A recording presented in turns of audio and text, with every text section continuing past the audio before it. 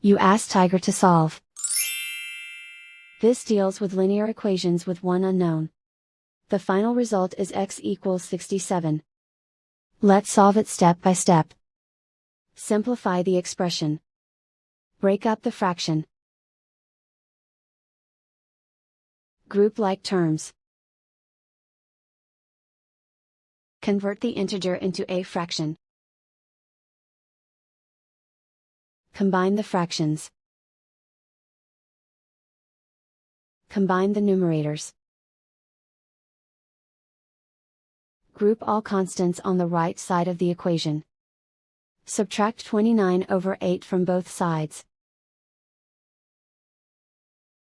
Combine the fractions. Combine the numerators. Reduce the zero numerator. Simplify the arithmetic. Convert the integer into a fraction. Combine the fractions. Combine the numerators.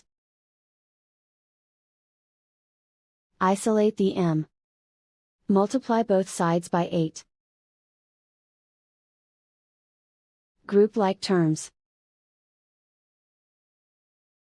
Multiply the coefficients. Simplify the fraction. Multiply the fractions. Simplify the arithmetic. And so the final result is x equals 67.